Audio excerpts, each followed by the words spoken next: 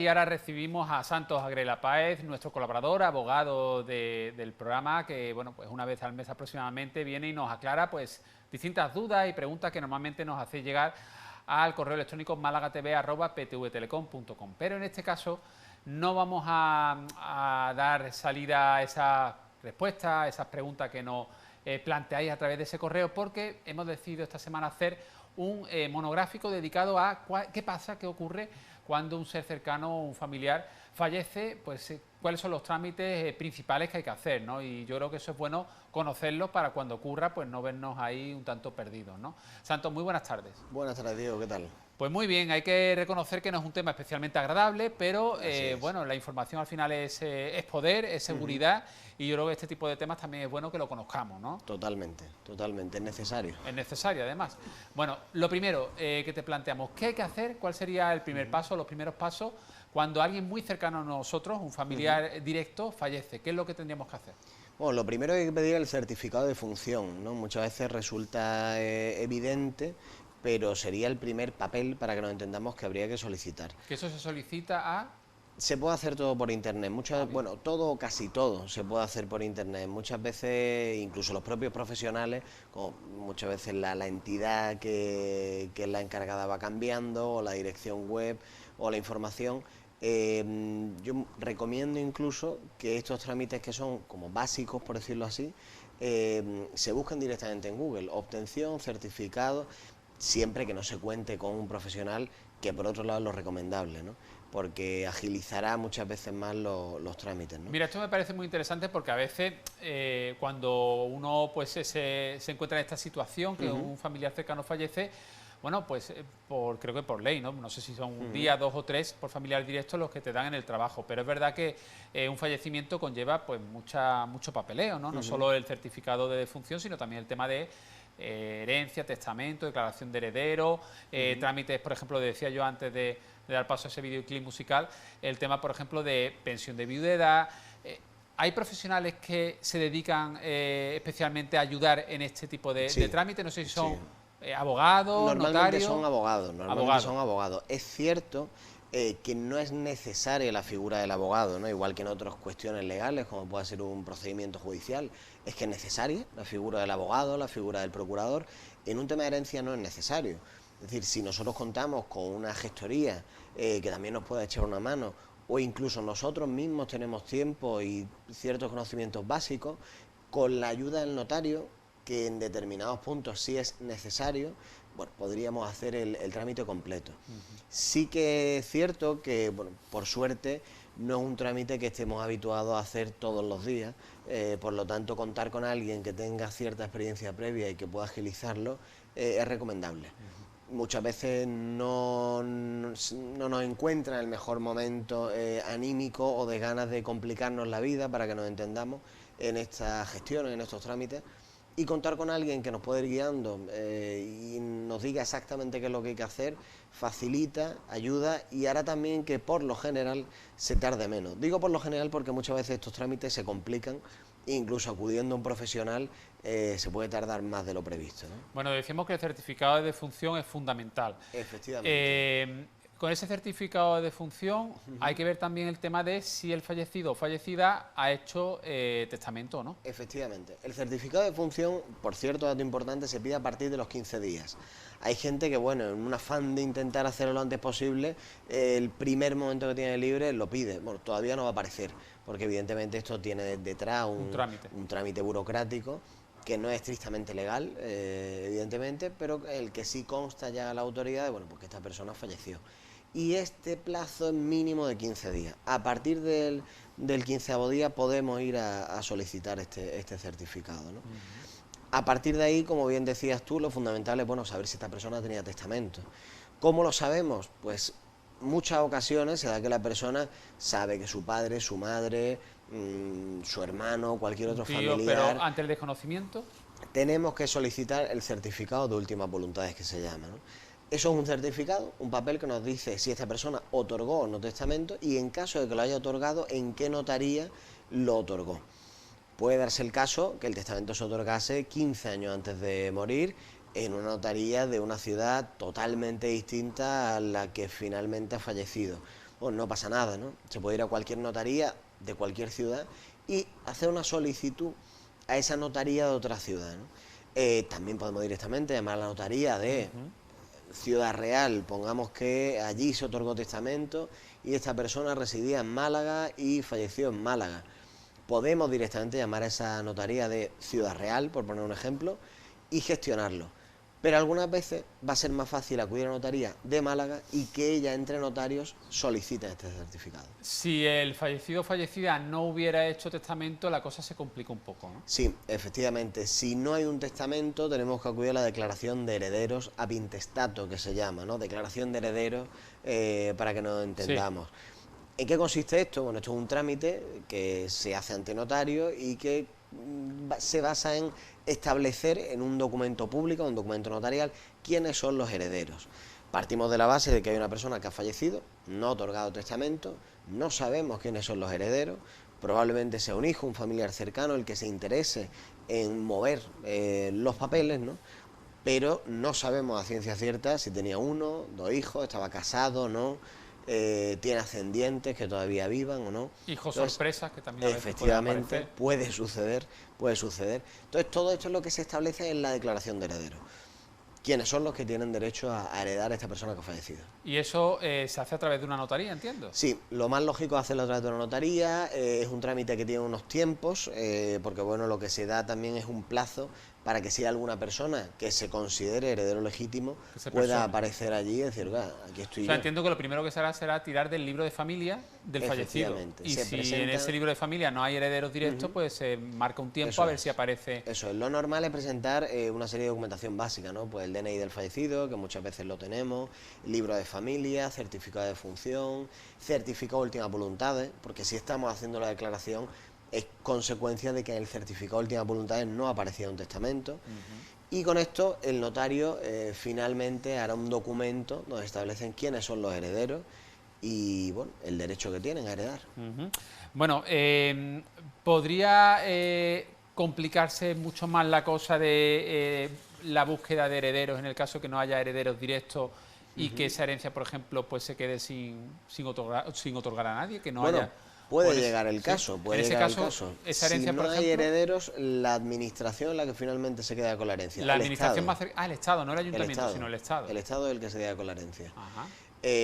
Cada vez se dan menos situaciones de este estilo porque hay incluso empresas especializadas en la búsqueda de herederos y de justificar ese lazo, ese nexo, porque bueno, que una herencia finalmente no llegue a manos de nadie, sino que llegue a manos del Estado, para la mayoría de las personas es incomprensible, ¿no? Una persona, por suerte o por desgracia, siempre ha tenido a alguien más cercano, ¿no? A alguien que ha podido cuidarlo, que ha tenido una relación de amistad. Entonces es difícil que quepa en la cabeza que teniendo un mínimo de vínculo con alguien, esto vaya a manos del Estado, pero legalmente es así.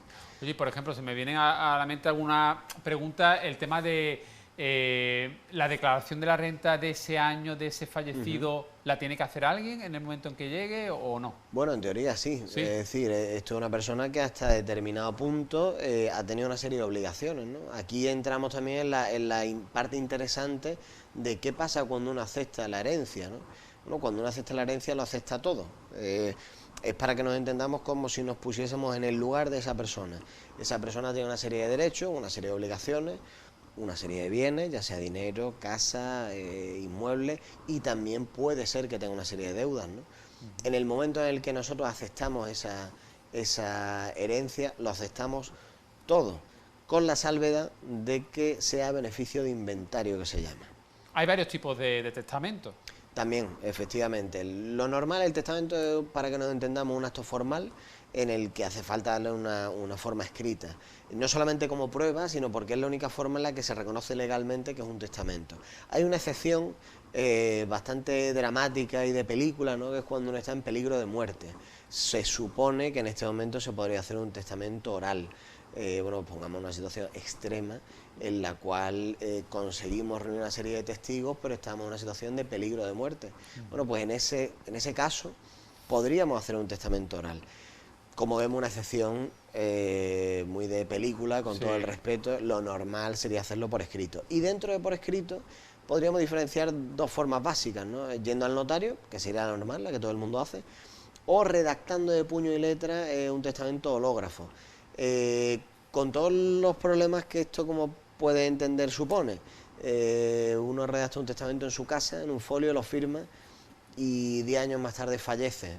Si hay algún heredero que se sienta perjudicado, seguramente tenga bastante interés en impugnar un documento y ahora demuestra, ¿no?, que ese documento realmente lo hizo el fallecido. Es decir, una situación compleja. Sí. Mi recomendación general siempre es que se haga testamento ante notario. Y a la hora de decidir en un testamento quiénes heredan, Santos, ¿se puede decidir lo que uno quiera o hay límites obligatorios? Bueno, hay lo que se conoce como los 3 tercios, ¿no? Sí. La legítima, el tercio de mejora y el tercio de libre disposición.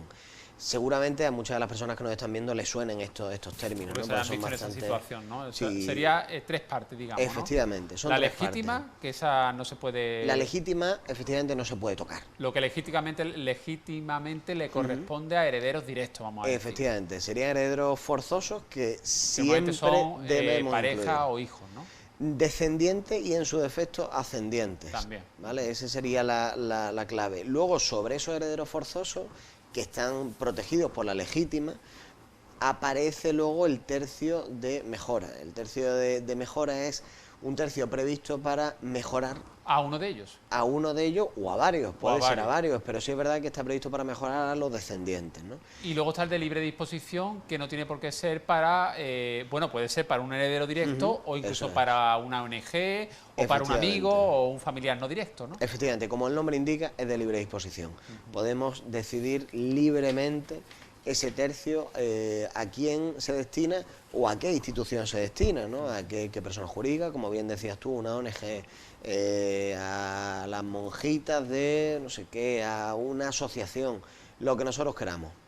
Vamos a hablar también de impuestos, ¿no? Porque claro, a veces entre los impuestos y si ese fallecido tenía cargas, tenía obligaciones, pues no sé si hipotecas o alguna deuda de tarjeta, o a lo mejor tenía una empresa y esa empresa pues tenía deuda y él es también o ella responsable.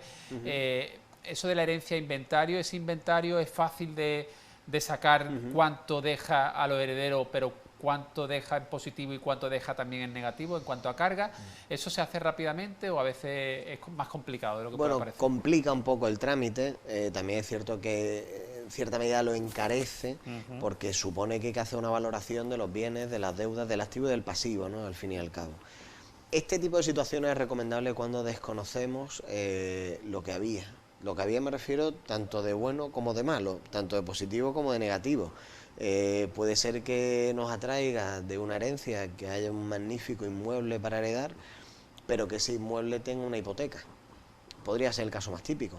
Bueno, si uno acepta la herencia simple y puramente, estaríamos hablando de que te haces cargo de todo, del inmueble, del bien y de la deuda.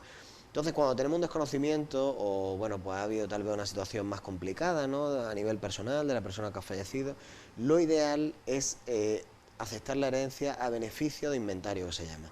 Se hace un inventario, se tasa, se ve lo que hay de positivo y lo negativo, y aquí lo que protegemos es nuestro patrimonio personal.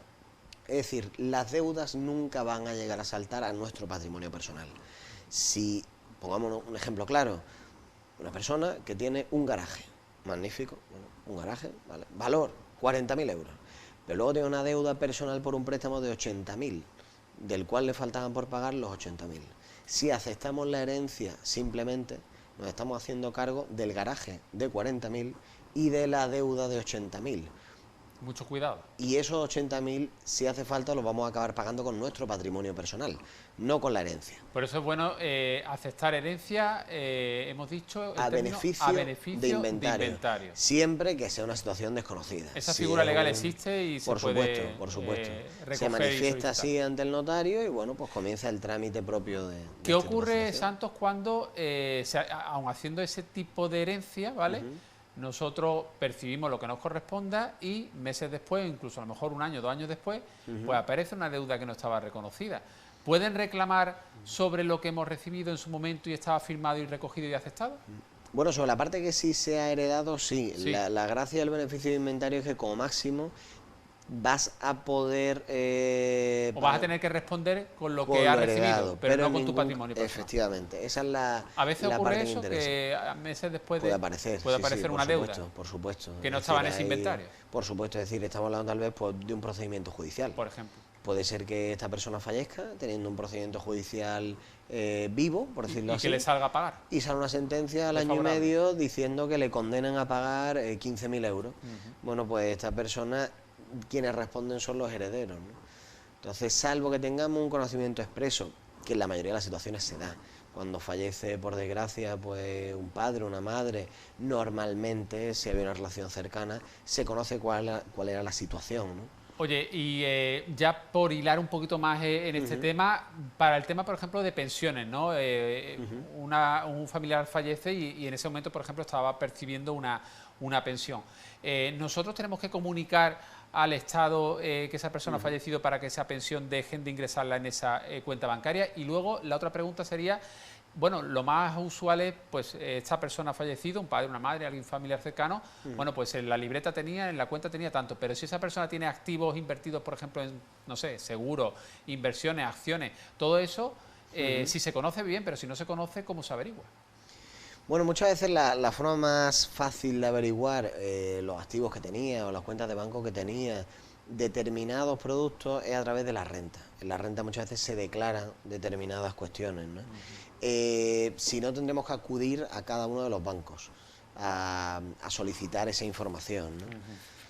Respecto de las pensiones que tú me planteabas... ¿Tenemos que comunicar al Estado que esa persona ha fallecido para que no sigan ingresando esa pensión? La Administración es cierto que ya tiene esa información. Está comunicada. El certificado de función lo traslada a la propia Administración. ¿Qué pasa? Que muchas veces se puede dar la situación de que nos llegue un ingreso que no se deba. Hay que devolverlo. Hay que devolverlo, sobre todo no tocar esa cantidad de dinero, guardarla y, en el caso de duda, comunicarlo a la entidad de la Administración competente. Muy bien. Pues Santos Agrela Páez, muchas gracias por venir al programa. Oye, nuestros espectadores, rápidamente, si quieren ponerse en contacto contigo para plantearte una duda, una cuestión, ¿cómo pueden hacer? Bueno, buscando simplemente en Google Santos Agrela Páez, le aparecerán distintas formas de contacto, y si no, a través del programa, por supuesto, pues siempre estaremos encantados de atenderles. Muchas gracias, Santos. Hasta dentro de un mesecito.